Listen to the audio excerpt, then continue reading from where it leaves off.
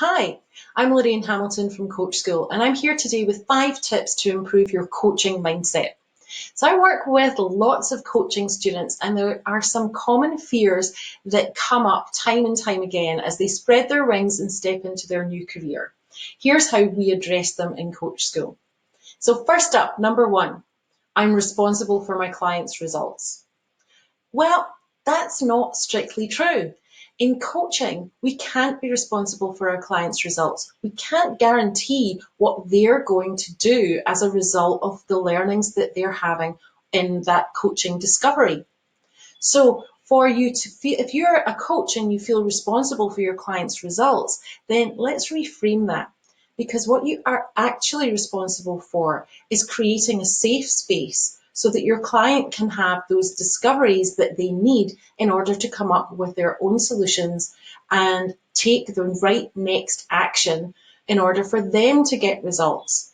Now, there's a number of things that go into that. There is showing up, building rapport, creating that safe space, asking the right questions, holding our clients to account. Those are the things that we're responsible for as coaches. We're not responsible for the results of our client.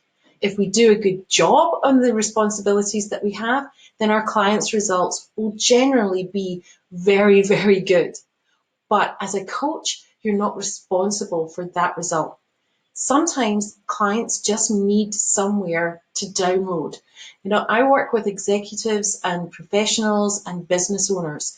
Now, they can't take their work home and they can't take their home to work. So sometimes they just need a space for them to work through some stuff. And that can feel, as a coach, like I'm not providing great value because they're not taking these huge leaps forward. But actually, what I am doing is even more valuable than that.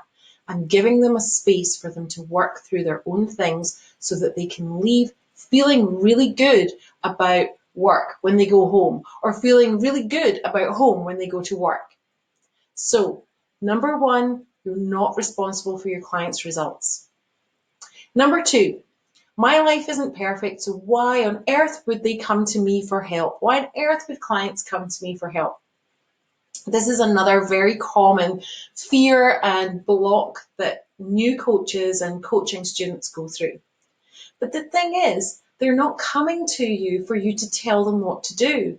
Remember that coaching is about asking the right questions, holding a mirror up to your client when they're getting in their own way. It's not about saying, hey, come and do what I've done. It's a very discrete set of skills. And so this is sometimes where mentoring and coaching get a little bit confused. Mentoring is around saying, hey, this is something that I've done that you want to do. Why don't I show you the way that I did it? That's not what coaching is. Coaching, as I said, it's about asking the right questions and holding a mirror up to our clients when they're getting in their own way. It's a very discrete set of skills. So your life doesn't have to be perfect in order for you to help your clients make breakthroughs. And if that's stopping you from helping others, then hit me up because I want to have a conversation with you about that. So your life does not have to be perfect in order for you to help others improve theirs. Okay, number 3, I don't know how to invite them to stay on as clients. So some of my coaching students get very nervous about what to do when a coaching package is coming to an end. And to that, I will always say, do what is in best service to your client.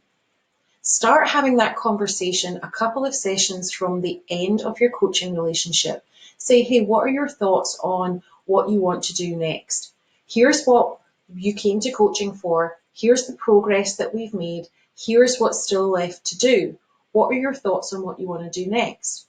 Then, if the client says that they are intending to finish at the end of the package, then that gives you an endpoint for you to serve that client as best you can so that they can go on and succeed without your help.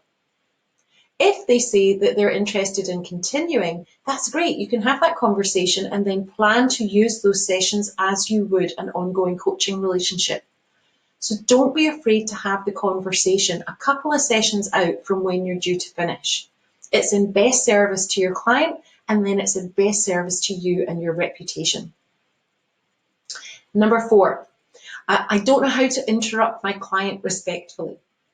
As coaches, we are great listeners. We have been trained to listen, and people may have even come to us before we became coaches because we're good listeners. And so we're supposed to let our clients have all the time that they need to unpack their stories, right? Wrong. If your client is tangling themselves up in a story that you've already discussed, in something that they have already seen that they get in their own way or that there is a block there, then that is the time to intrude. We don't call it interrupting in coaching, we call it intruding. It means that you are breaking the cycle, breaking the pattern of what's useful and interrupting their thought pattern that is keeping them stuck. So it's actually a service to our clients. Now you have to do it respectfully. And so to give you an example, if I have a client and they're getting caught up in their own story, then I would say, can I just stop you right there for a second? Can we just backtrack a little bit? I want to tell you what I heard there. And then maybe I'll ask a question about the relevancy of the story. So it's, can I just stop you right there for a second? I just want to get clear on something.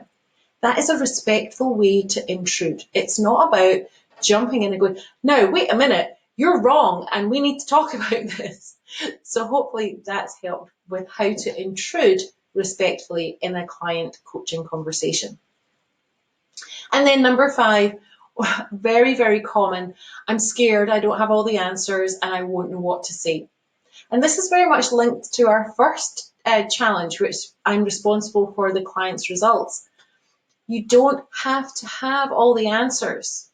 You just need to create that safe space.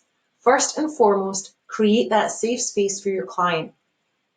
Make sure they know that they can explore anything that they want to explore in that session and that they're safe.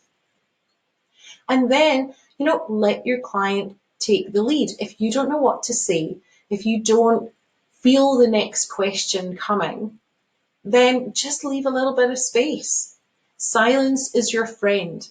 I spend quite a bit of time with my students telling them not to be afraid of silence. Now, that's not to say that you want a whole coaching session of silence, but don't be afraid of leaving a little bit of space, because you will be surprised at how often your client will find their own answer in that space. And honestly, not knowing what to say or not knowing what question to ask next happens a lot less than you probably think. So there you go. I'm not responsible for my clients' results. My life isn't perfect, but I can still add value to my clients. I do know how to invite clients to stay on if it's in best service to them. I know how to interrupt or intrude on my clients respectfully. And I know that I don't need to have all the answers, and silence is my friend. So I hope that's been helpful. If you're interested in becoming a coach or honing your coaching skills or even working with a coach, then follow the links below this video and I'd love to talk to you more. I've been Lorraine Hamilton from Coach School.